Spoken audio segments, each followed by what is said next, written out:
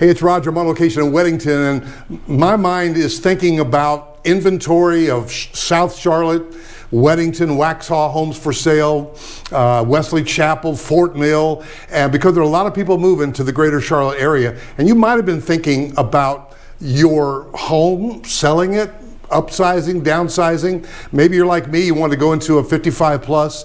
And I've got Chris Nordyke, my broker partner here.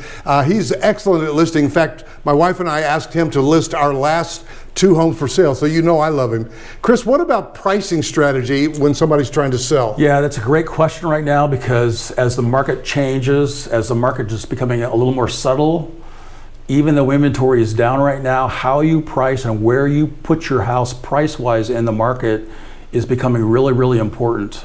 So it is probably the number one thing that home sellers grapple with, is they heard what their neighbor got, they think they saw what their neighbor got, they've seen anything from a Zestimate to a Redfin number to all the AVMs that are out there can be dramatically different. What's AVM? So an AVM, great question. An AVM is an automated valuation model. So when you see something like a Zestimate number, that's an automated valuation number. Same thing on Realtor.com. You'll see often a number time basically on the home's estimate.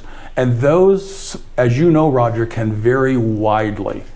In fact, in my own neighborhood, my floor plan, there are 5 different homes, just like mine, same floor plan, different elevations, but the price range is about $80,000 between the lowest and the highest AVM for the exact same house. Wow. In the exact same neighborhood. So pricing your home becomes critical to the market. So how do you do that? So it's a great question. So it is a little more analysis. So it's not, it used to be when the market was hot, we give you 5, 6, 7 comparables in your neighborhood. Here they are, and make an adjustment as to where your house fits.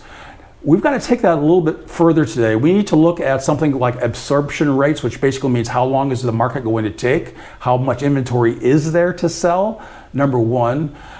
And then the other thing is, a lot of agents, kind of the standard practice, so to speak, is we'll pull at least comparables back to 6 months and use those and kind of take averages on those. And that's fine, it can still work. But we'll take that even a little bit step further, and we'll look at saying, okay, what was the average price in your neighborhood 6 months ago? What was it 3 months ago? What's it been in the last 30 days? And what we'll do is we'll see a trend. Is it still trending like pricing? Is the price still going up even from what it was 6 months ago? Or is the price starting to creep down, or is it beginning to level out? So we'll get a good idea of where that number is and show you the data, not just simply give you a number to guesstimate in the air, but getting your home priced out of the gate is critical.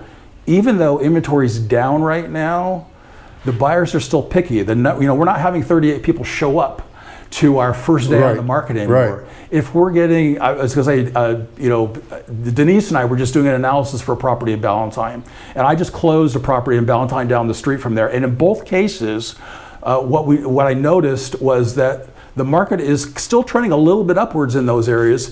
But when we did the last one just this last week, our numbers were flattening out. And so it's a matter of staying up on top of that and timing that with your perfect timing when you're ready to bring your market on. I hope that makes sense. It does, it does. Well guys, there are a lot of nuances, a lot of moving parts in a real estate transaction. Trust me on that. And we're here to address those, would love to. I'm gonna ask Chris to give his phone number. He's got a seller's guide that's yours for no obligation. Of course, he'd love to come and see your home, sit with you at the kitchen table, and you can call him for that. But if you just want that seller's guide to just study a little bit and get your head wrapped around it, I think it'll do you a lot of good. So Chris, what's that number? Yeah, so you can call me or you can text me at 704-453-3637. Again, it's 704-453-3637. Be happy to get that out to you. Thanks, Chris. All right, good to see you, Roger.